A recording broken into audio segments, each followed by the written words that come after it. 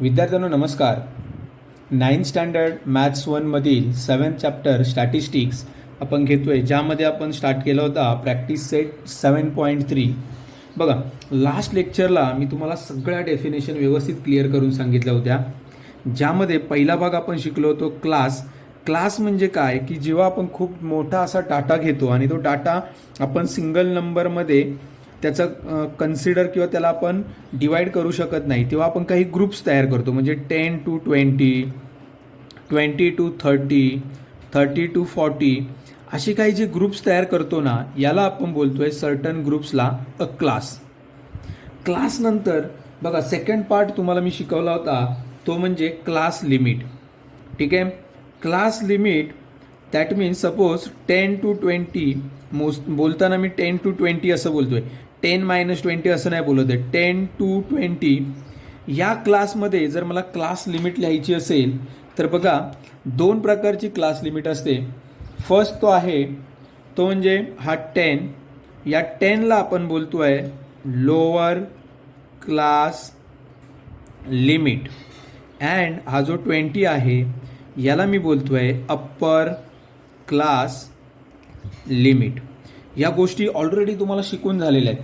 This is a lower class limit, okay, and 20 is the upper class limit.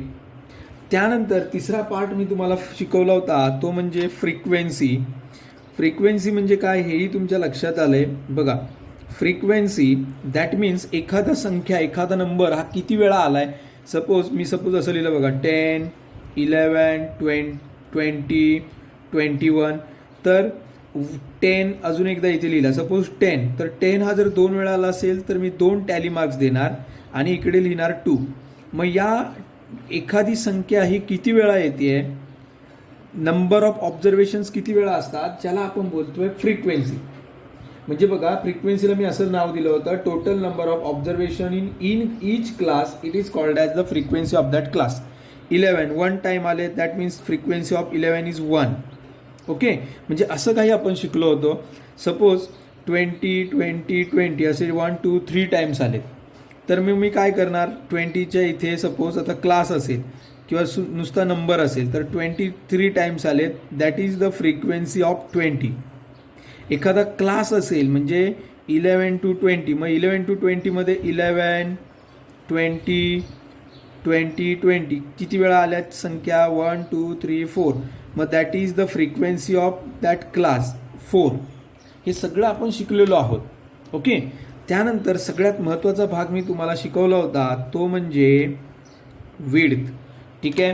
Width म्हणजे काय, the difference between two class. म्हणजे suppose 20 to 30 असेल, तर याचा width आपण कसा शोधतो, upper class limit minus lower class limit.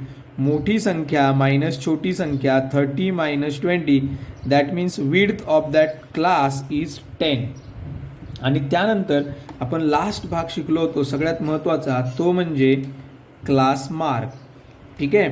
मग एखाद्या संख्येचा क्लास मार्क कसा शोधायचा, lower class limit plus upper class limit upon 2. म्हणजे उदाहरणार्थ सपोज मला त्या 20 to 30 याचा मला शोधायचा आहे क्लास मार्क, तर मी दोघांची ॲडिशन करणार, 20 + 30, lower class limit plus upper class limit upon 2, 50 upon 2, त्याला 2ने डिवाइड केलं तर 25. That means 25 is the middle number of 20 to 30. Direct तुम्ही शोधू शकता, इथे 15 येणार. ओके. मग हे सगळं आपण शिकलो होतो आणि त्याचाच यूज करून आपण नेक्स्ट प्रॅक्टिस सेट सोडवणार आहोत, तो म्हणजे प्रॅक्टिस सेट 7.3. ओके. व्यवस्थित तुम्हाला सगळ्या गोष्टी कळालेल्या आहेत लास्ट लेक्चरमध्ये. चला बघा, question number 1, for the limit for the class interval 20 to 25, for the class interval 20 to 25, write the lower class limit and upper class limit. Lower class limit and upper class limit लिहायचं आहे. मग मी काय करणार, इथे लिहिणार lower class limit is 20 and upper class limit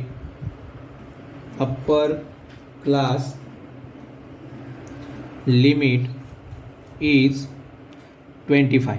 हे तर तुम्हाला कळालं. याला आपण लहान संख्या आहे म्हणून त्याला बोलतोय लोअर क्लास लिमिट 25ला बोलतोय आपण अप्पर क्लास लिमिट.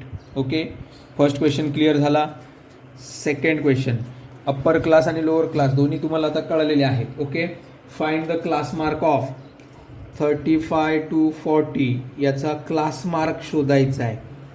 ठीक आहे, आता क्लास मार्कचा फॉर्म्युला पण शिकलोय आपण. क्लास मार्क कसा शोधायचा आहे, चला बघा.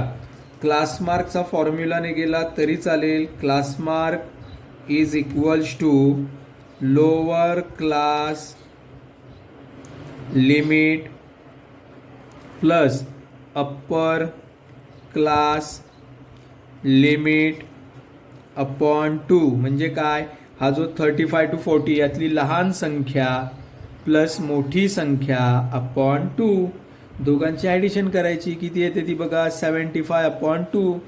मग त्या 75ला जर तुम्ही 2ने डिवाइड केला तर किती येते बघा, 2 3 जा 6. ओके, इकडे 1 राहिला, 2 7 जा 14, 1 राहिला, 0 घेतला की इथे पॉईंट देतो आपण, 2 5 जा 10. दॅट मीन्स क्लास मार्क येणार आहे 37.5. means class mark of that given equation is 37.5. Okay, दोन्ही इक्वेशन्स, दोन्ही गणितं क्लिअर झाली आहेत, दोन्ही प्रश्न. चला पुढच्या क्वेश्चनकडे जातोय, क्वेश्चन नंबर 3 कडे. तोही प्रश्न तुम्हाला व्यवस्थित समजणार आहे सगळ्यांना. हे दोन्ही प्रश्न तुम्हाला क्लिअर झालेत. Question number 3, if the class mark is 10. बघा आता थोडासा वेगळा प्रश्न आहे. वेगळा म्हणजे तुमच्या थोडं डोकं चालवलं तुम्ही, फॉर्म्युले व्यवस्थित यूज केले की तुम्हाला येणार. Class mark is 10 and width is 6. The class width is 6. Find that class. आपल्याला शोधायचा आहे तो क्लास कुठला असेल. मी जास्त विचार करणार नाही, डायरेक्ट गणित सोडवायला सुरुवात करणार. क्लास मार्कचा फॉर्म्युला यूज करणार मी. क्लास मार्कचा फॉर्म्युला काय आहे, पहिल्यांदा गणित कळालं आहे का तुम्हाला. तुम्हाला असा एक क्लास शोधायचा आहे. अशा दोन संख्या शोधायच्या आहेत ज्याच्या मधली संख्या 10 आहे आणि या दोन संख्यांचा जर तुम्ही डिफरन्स शोधला, वजाबाकी शोधली तर ती 2 येणार आहे. म्हणजे दोघांच्या मधली संख्या 10 येईल. ओके, त्याला आपण काय बोलतोय, क्लास मार्क. ठीक आहे, आणि क्लास विड्थ म्हणजे दोघांचा डिफरन्स केला तर तो 2 येणार आहे. अशी संख्या आपल्याला शोधायची. मग मी फॉर्म्युला यूज करतोय, इथे मी लिहितोय class mark is equals to lower class limit plus upper class limit upon 2. Okay, class mark त्यांनी दिलेला आहे. मग तो क्लास मार्क जर मी इथे ठेवला तर तो काय आहे, 10. 10 is equals to lower class limit plus upper class limit. समजा लोअर क्लास लिमिटला मी x मानलं असतं आणि अप्पर क्लास लिमिटला जर मी y मानलं असतं तर असं उत्तर आलं असतं बघा, x plus Y upon 2 is equals to 10. असं गणित झालं असतं माझं. 2 डिवाइड इकडे आल्यावर मल्टिप्लाय होईल म्हणजे x plus Y is equals to 2. असं एक इक्वेशन, 2 × 2 10 2 जा 20 असं पहिलं इक्वेशन मला मिळालं असतं. आणि क्लास विड्थ म्हणजे काय, difference between 2 classes. That means बघा, विड्थचा फॉर्म्युला काय आहे, क्लास विड्थ. त्याचा फॉर्म्युला आहे upper class limit minus lower class limit म्हणजे x minus Y is equals to काय दिलेलं आहे, 6. म्हणजे मला सेकंड इक्वेशन मिळालं असतं x minus Y is equals to 6. हे आहे सेकंड इक्वेशन. आणि हे दोन इक्वेशन जर मी सोडवले असते तर मला डायरेक्टली नंबर्स मिळाले असते. बघा मी काय करतोय, इथे लिहितोय x plus Y is equals to 20. Okay, आणि सेकंड इक्वेशन काय आहे, x minus Y is equals to 6. कारण असं का आलं, आपण फॉर्म्युलाने गेलोय. मला अशा दोन संख्या शोधायच्या आहेत ज्यांच्या मधली संख्या 10 आहे आणि ज्यांची सबट्रॅक्शन 6 आहे, वजाबाकी 6 आहे. मग आता हे इक्वेशन आपण शिकलोय की नाही सोडवायला. मग आपण दोघांची जर ॲडिशन केली, 1x plus 1x that is 2x. Y minus Y cut झाला, इकडे काय येणार 26. That means x is equals to 26 upon 2 13. म्हणजे मला मोठी संख्या मिळाली आहे 13. मग आता छोटी संख्या कशी मिळवायची, ही आपण इक्वेशन 1 मध्ये ठेवणार ही व्हॅल्यू, बरोबर. म्हणजेच x plus Y is equals to 20. तिथे आपण जर 13 ठेवला तर मला काय मिळेल, 13 plus Y is equals to 20. 13 plus आहे, तिकडे गेल्यावर तो मायनस होईल. म्हणजेच मला वाय मिळाला, सेकंड व्हॅल्यू मिळाली 7. मग मला जो क्लास शोधायचा होता ना बघा, तर तो अप्पर क्लास लिमिट तो मला मिळेल 13, कारण त्याला आपण एक्स कन्सिडर केला होता 13. आणि लोअर क्लास लिमिट तो मला किती मिळेल 7. म्हणजेच तो जो क्लास आपल्याला पाहिजे तो असणार आहे 7 to 13. बरोबर. दोघांची ॲडिशन करून बघा, 2 ने डिवाइड करा, तेव्हा तुम्हाला क्लास मार्क काय मिळतो आहे 10 मिळतो आहे. ओके. आणि दोघांचं सबट्रॅक्शन करा, क्लास विड्थ काय मिळते आणि क्लास मार्क काय मिळतो हे मिळत आहे 6. म्हणजे आपलं गणित कसं आहे बरोबर आहे. म्हणजे क्लास काय होता 7 to 13. अशी काही गणितं तुम्हाला सोडवता आली पाहिजेत. हा होता क्वेश्चन नंबर 3. मी जातो आहे क्वेश्चन नंबर 4 कडे. थोडंसं स्पीड वाढवणार आहे मी, कारण ही गणितं ऑलरेडी तुम्हाला आता थोडी समजलेली आहेत. ओके. क्वेश्चन नंबर 4 कडे मी जातो आहे. फास्ट मला सोडवायचा आहे क्वेश्चन नंबर 4. अतिशय सोपा. बघा, कंप्लीट द फॉलोइंग टेबल असा क्वेश्चन आहे. टेबल जर हा 7वीच्या मुलांना दिला तरी ते सोडवतील, 5वीच्या मुलांना दिला तरी टेबल सोडवतील. एवढा सोपा टेबल दिला आहे बघा. Complete the following table. Okay. मी ते फटाफट टेबल इथे असं काढतो आहे.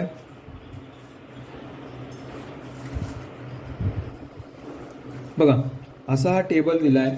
टेबलमध्ये नंबर्स दिले आहेत तुम्हाला 12 to 13. इथे दिला आहे क्लास. ठीक आहे. आता क्लास काय आहे हे तुमच्या लक्षात आलं आहे. सपोज इथे दिला आहे एज, इकडे दिले आहे टॅली मार्क्स. ओके. आणि इकडे दिली आहे फ्रिक्वेन्सी.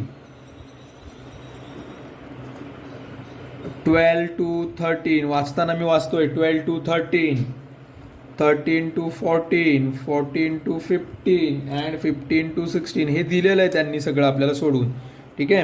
आता पुढे बघा, पुढे असं सांगितलं आहे पुढच्या टेबलमध्ये, पुढच्या कॉलममध्ये काय सांगितलं ते व्यवस्थित बघा. पुढच्या कॉलममध्ये तुम्हाला टॅली मार्क्स दिलेत, या असा टॅली मार्क्स दिला आहे. नेक्स्ट ग्रुपला हे असे काही टॅली मार्क्स दिले आहेत 4. इकडे लास्ट नंबर दिला इथे 1 2 3 4 आणि टोटल दिली आहे. महत्त्वाचं म्हणजे टोटल दिली आहे. Number of frequencies he total किती दिली आहे बघा 35. इथे दिला आहे 35 आणि कंप्लीट द टेबल सांगितलं. इथे बॉक्स दिला आहे, इथे बॉक्स दिला आहे. ओके. इथेही बॉक्स आहे आणि इथेही बॉक्स आहे. चला स्पीड फटाफट मला लिहायचं आहे इथे. हा कंप्लीट द टेबल असा एक प्रश्न आहे. मी काय करणार, इकडचे टॅली मार्क्स मोजणार 1 2 3 4 आणि ही जी आडवी लाईन आहे ती 5. म्हणजे इथे 5 येतील. 5 + 5 10. हा 5चा एक ग्रुप आहे. 5 + 5 10, 10 + 5 दॅट इज इथे येतील 10 + 4 दॅट इज 14. इथे 14 येईल. इकडे आहे 4. मला इकडचा नंबर शोधायचा आहे. मग मी तो कसा शोधणार, या तिघांची ॲडिशन करणार. 5 + 14 + 4 तिघांची जी ॲडिशन आहे ती किती येते बघा 19 + 4 दॅट इज 23. तिघांची ॲडिशन 23 येते, पण मला हा बॉक्स शोधायचा आहे. मग इकडे टोटल 35 दिला आहे. म्हणजे 35 - 23 जर केला तर मला मिळतो आहे 12. म्हणजे इथे येणारा जो नंबर असेल तो 12 असेल. 12च्या टॅली मार्क्स मला बनवायचे आहेत 1 2 3 4 5. 1 2 3 4 5. 5 + 5 10 आणि हे 2. म्हणजे असा हा टेबल आपल्याला कंप्लीट करता आला पाहिजे. अतिशय सोपं गणित होतं आणि तुम्हाला ते कळालेलं आहे. ठीक आहे. मी आता पुढे जातो आहे क्वेश्चन नंबर 5 कडे. बघा, मी ते क्वेश्चन नंबर 5 ऑलरेडी लिहून ठेवलेलं आहे. काय आहे बघा, in the tree plantation project of a certain school there are 45 students of Harit सेना.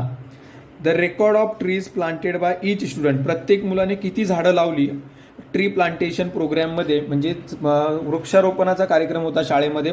45 मुलं एका वर्गात होती. प्रत्येक मुलाने किती झाडं लावले ते दिले. म्हणजे पहिल्या मुलाने 3 झाडं लावली, दुसऱ्या मुलाने 7, 5, 7 अशी झाडांची संख्या दिली आहे. Prepare a frequency distribution table. मग फ्रिक्वेन्सी डिस्ट्रीब्युशन टेबल आपल्याला तयार करायचं आहे. फ्रिक्वेन्सी डिस्ट्रीब्युशन टेबल तयार करताना आपण 3 कॉलम करतो. बरोबर. 1 2 3 आणि हा 3 कॉलम्स इथे आपण तयार करतोय. ठीक आहे. आता थोडंसं तुमच्या लक्षात आलं पाहिजे की इकडे आपल्याला ग्रुप फ्रिक्वेन्सी टेबल तयार करावं लागेल की अनग्रुप. तर तुमच्या लगेच लक्षात येईल सर इथे सगळे सिंगल डिजिटमधले नंबर आहेत आणि ते एका सर्टन ऑर्डरमध्ये आहेत, म्हणजे आपण मोजू शकतो, काउंट करू शकतो, खूप मोठ्या संख्या नाही आहेत. म्हणजे इथे आपण अनग्रुप फ्रिक्वेन्सी डिस्ट्रीब्युशन टेबल तयार करणार आहोत. Ungroup frequency distribution table. ठीक आहे. मग आता हा टेबल कसा तयार करायचा, तर इकडे मी लिहिणार आहे नंबर ऑफ ट्रीज. इथे काय लिहिणार, number of trees planted. Okay. इथे मी लिहिणार टॅली मार्क्स. ओके. आणि लास्ट याच्यामध्ये मी लिहितोय frequency, that is number of students. आणि हा टेबल कसा तयार करायचा 7वी पासून आपण शिकलोय. ठीक आहे. यातली सर्वात लहान संख्या शोधा, ती आहे 3. सर्वात मोठी संख्या शोधली तर ती आहे 7. सर्वात लहान संख्या आणि सर्वात मोठी संख्या शोधल्यानंतर इकडनं स्टार्ट करायचं 3, 4, 5, 6, 7. बरोबर.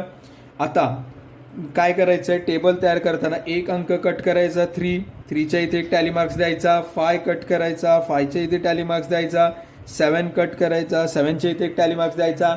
जेव्हा संख्या 5 वेळा होतात तेव्हा 4 वेळा झाल्यानंतर 5वी संख्येला आपण अशी आडवी लाईन टाकतो, टॅली मार्क्स असा आडवा टाकतो, तिथे आपण 5चा एक ग्रुप तयार करतो. मग आता मी पुढचं गणित फास्ट जाणार आहे.